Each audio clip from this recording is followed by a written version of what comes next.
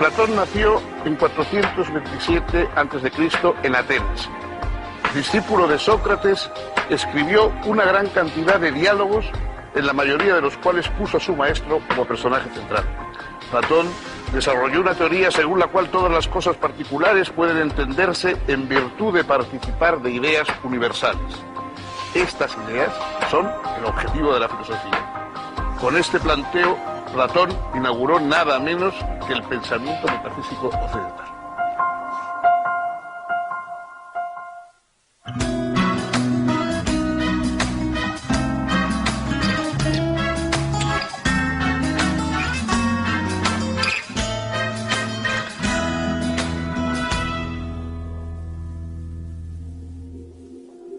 ¿Cómo les va? Bienvenidos. Si les parece, vamos a hablar un poco de filosofía. ¿Qué es filosofía? Alguien ha dicho que todas las obras filosóficas que se han escrito son simplemente notas a pie de página de los diálogos de Platón. Ese filósofo griego, a su vez, escribió una serie de diálogos protagonizados, casi todos ellos, por la figura de un protofilósofo, de un filósofo anterior todavía al propio Platón, que no escribió nunca, Sócrates. Un personaje extraño, humorístico, que algunos tenían por un bufón, que otros tenían por un personaje subversivo, que deambulaba por Atenas sin ninguna prosopopeya, sin darse importancia, sin considerarse un gran profesor, simplemente preguntando a los ciudadanos de la polis, de Atenas, si sabían qué era la belleza, qué era la verdad, qué era la justicia, y cuando ellos, riendo y considerando que eran temas muy sencillos, le daban una respuesta convencional, él comenzaba a hacer preguntas sobre esa respuesta convencional hasta poner en claro que al menos no sabían cuál era la respuesta. No es que Sócrates ofreciera una respuesta definitiva, pero demostraba que los demás tampoco sabían eso que creían que estaba tan claro y tan fácil. Platón recoge esos diálogos protagonizados por la figura de Sócrates, de ese personaje que sin énfasis, sin adoptar un aire de gran sabio, sin darse ningún tipo de importancia, ni por supuesto decir que tenía ninguna autoridad de tipo divino, ese personaje que se acerca a los demás de hombre a hombre con una interrogación en los labios, es el inicio de la filosofía. Así empieza todo, así nos lo contó Platón, y vamos a intentar ahora saber cómo fue, quién fue ese Platón a cuyos diálogos dan origen a todo el resto de la filosofía occidental.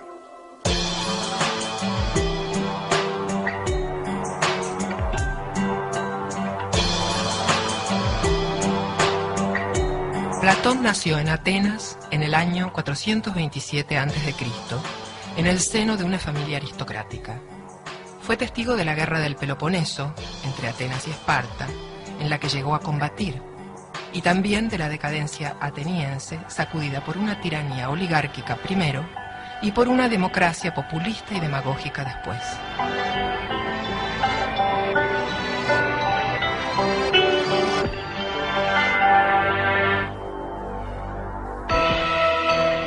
Platón era discípulo de Sócrates, de quien había heredado la búsqueda conceptual y la exigencia ética. Pero Sócrates fue víctima de acusaciones absurdas y finalmente resultó condenado a suicidarse mediante envenenamiento.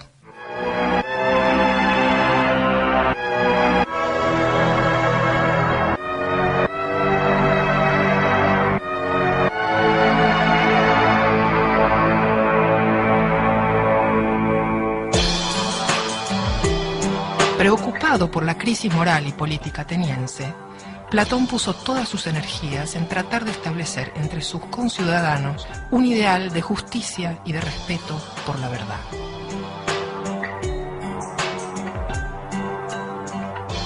Para ello, fundó su célebre academia, destinada a dar educación filosófica a los futuros políticos y gobernantes, y escribió un gran número de bellísimos diálogos, donde abordaba diferentes problemas filosóficos.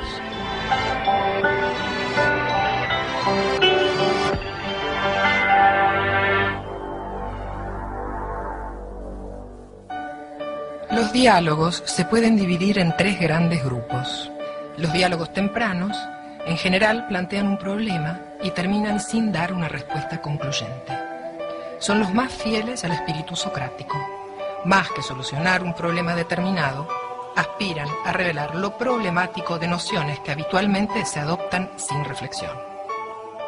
Los diálogos medios o de madurez son en los que expone básicamente la teoría de las ideas, entre los que se encuentran las obras más conocidas de Platón como El Banquete, El Fedón y La República.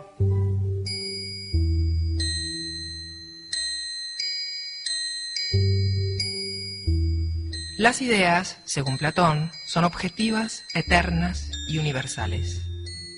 Los triángulos concretos, por ejemplo, pueden ser imperfectos y terminan por borrarse o desaparecer, pero la idea de triángulo, en cambio, es perfecta e inmutable. Es por la idea de triángulo que podemos reconocer que ciertas figuras geométricas, a pesar de lo diferentes que puedan ser entre sí, en tamaño, color, etc., son precisamente triángulos. Lo mismo ocurre con otras ideas no geométricas, como las de justicia, belleza, etc.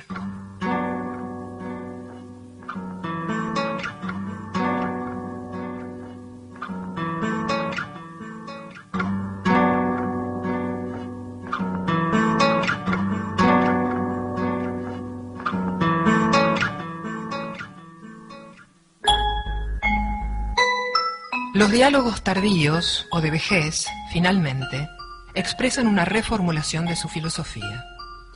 Platón advierte que las ideas no son estáticas y autosuficientes, sino que se atraviesan entre sí y remiten unas a otras. Platón comenzó ocupándose en sus primeros diálogos, muy a la manera de Sócrates, de problemas éticos concretos, y terminó alzándose en sus diálogos de vejez hasta la cuestión de la estructura misma de toda la realidad.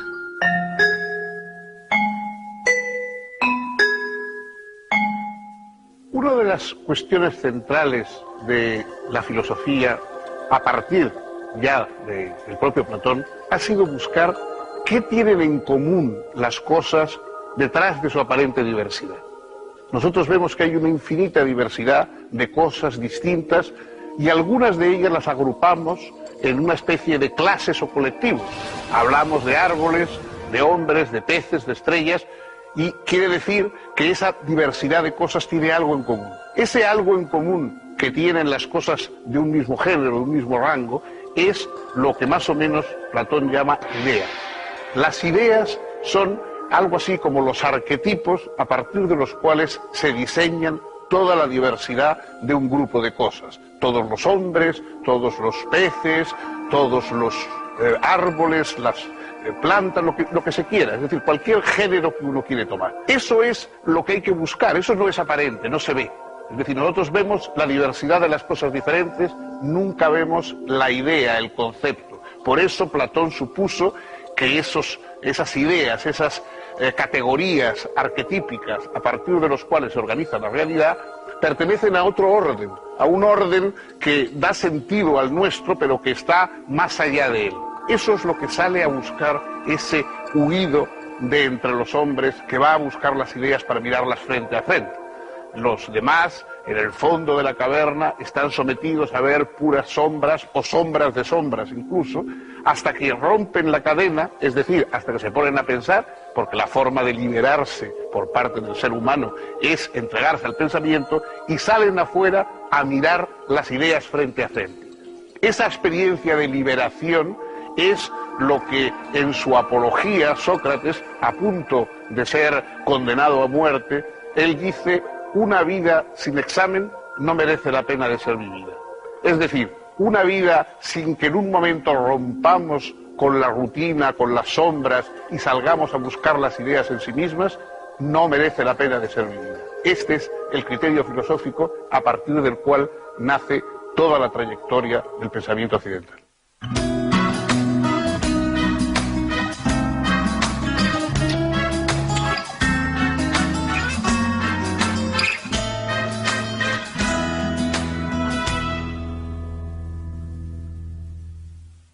La filosofía nace con un propósito político desde sus inicios. Y Platón es uno de los filósofos con más conciencia y más exigencia política. Él lo que quería no era simplemente una reflexión sobre el mundo, sino una reflexión sobre el mundo que hiciera mejor la ciudad, la convivencia y la organización de los seres humanos. A esa organización mejor, él llamaba justicia. Justicia es la organización de la polis, de la república, de la situación de la comunidad humana, la situación adecuada, es decir, aquella postura en que cada cual está en su sitio.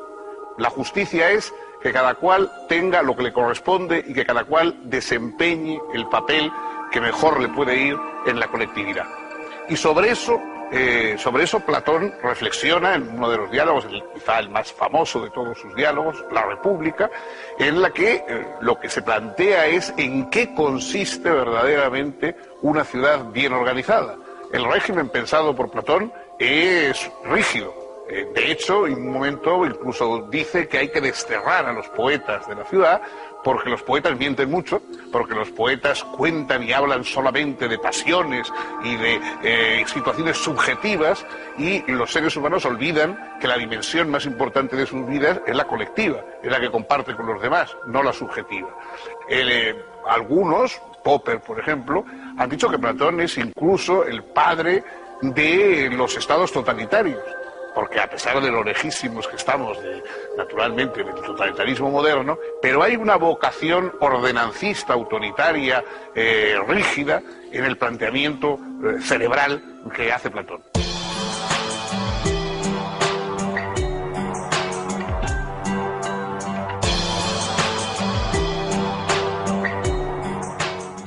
Con la democratización creciente de la polis griega, el discurso político tuvo cada vez más importancia. Quien podía argumentar eficazmente a favor de sus opiniones e intereses era capaz de obtener apoyo y consenso. La oratoria se convirtió en una herramienta apropiada para acceder al poder, y cientos de ciudadanos estaban dispuestos a pagar para que se les enseñase tal habilidad. Surgieron así los sofistas, maestros itinerantes que, entre otras cosas, enseñaban a hablar en público. Su influencia fue muy importante, y algunos, como Protágoras y Gorgias, fueron especialmente famosos. Platón los consideraba representantes de la falta de compromiso con la verdad y el relativismo, pues enseñaban a argumentar tanto a favor como en contra de cualquier posición. Para Platón, en cambio, solo la verdad merecía ser defendida. Por eso prefirió llamarse filósofo, es decir, amante de la sabiduría, en vez de sofista, que nombraba a quienes simplemente vendían sabiduría.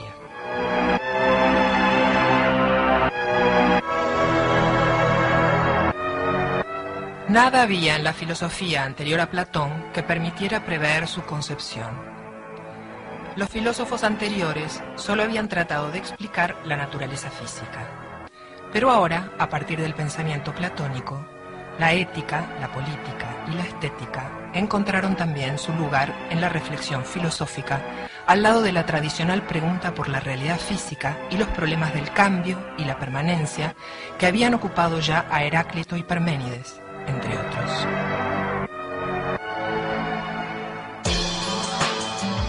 Al formular su teoría de las ideas, Platón se preguntaba qué son la justicia, la bondad, la belleza y las demás propiedades de este tipo.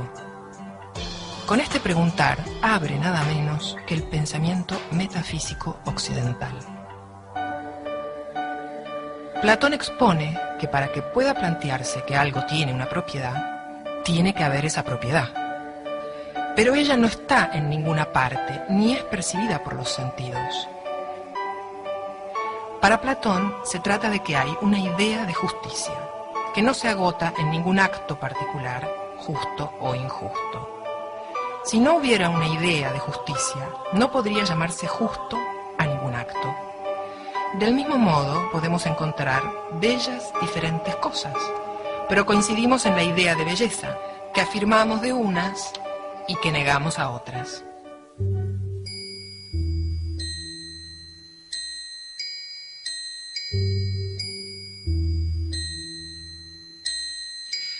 Platón expone que el filósofo es quien puede progresar desde las cosas bellas hasta la idea de belleza. El filósofo puede ascender de un cuerpo bello a todos los cuerpos bellos, y de estos a las bellas normas de conducta, y de ahí a los bellos conocimientos, y terminar en el conocimiento de la belleza absoluta, de la belleza en sí. Si la idea de belleza fuera solo subjetiva, si fuese distinta en cada hombre, nadie sabría a qué se refiere otro al decir que algo es bello. La vida en común sería entonces imposible.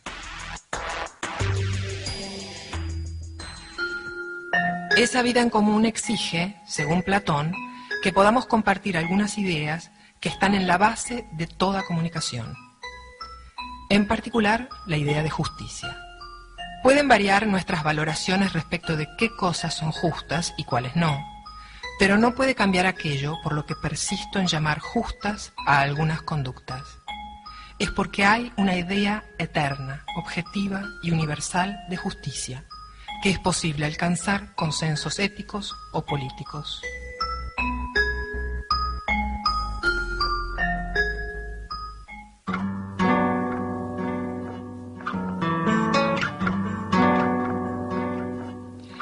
Platón estaba convencido de que la mejor preparación para la vida pública era el espíritu lúcido y desinteresado de la filosofía.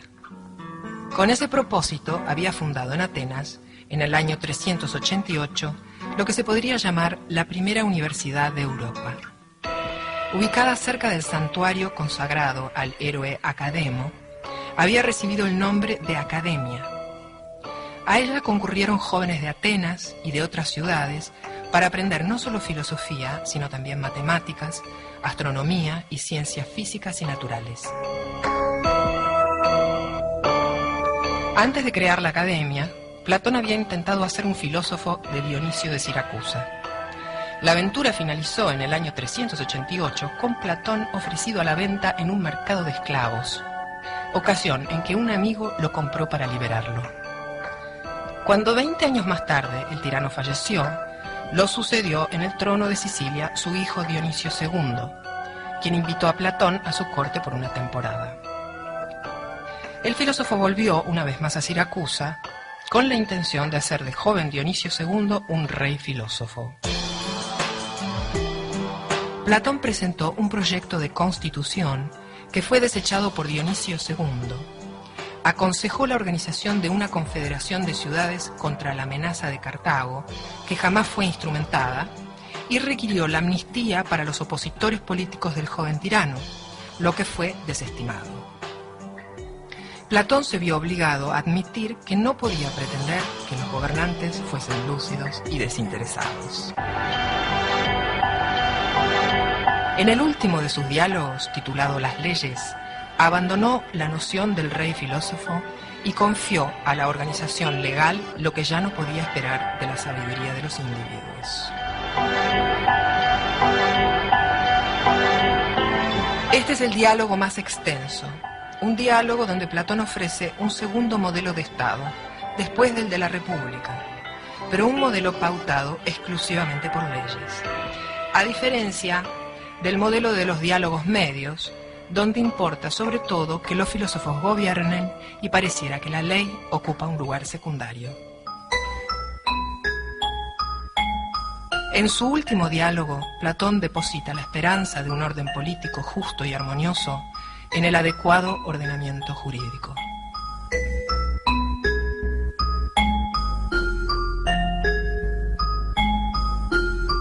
La influencia de Platón en todo el pensamiento, en toda la vida intelectual y colectiva de Occidente, no se puede exagerar. Probablemente, dejando aparte quizá alguna figura religiosa como la de Cristo, es imposible encontrar a nadie que haya tenido una influencia más profunda, más duradera, más extensa que Platón. La obra de Platón sigue siendo leída, sigue siendo comentada, sigue teniendo una extraña frescura, una extraña espontaneidad todavía. Muchos grandes filósofos, muy importantes, muy interesantes, han quedado para ser estudiados por los especialistas, o necesitan muchas introducciones, muchos comentarios, porque realmente hoy nos encontramos ante ellos pues un poco desconcertados, no entendemos bien cuáles son sus preguntas, por qué dicen lo que dicen, qué problemas tratan de resolver, etcétera. Pero sin más, cualquiera puede leer directamente los diálogos de Platón y encuentra algo como la emoción del pensamiento y la emoción de la filosofía. Muchas veces le preguntan a uno, yo quisiera empezar a interesarme, estoy interesando por la filosofía, ¿por dónde empiezo? Evidentemente por algunos de los diálogos platónicos. Leer el Gorgias, leer la República, leer el Fedro, leer el Banquete sobre el amor, leer cualquiera de los grandes diálogos platónicos es la mejor introducción a la filosofía, porque ahí sigue estando vivo, activo, bullente, la aventura del pensamiento.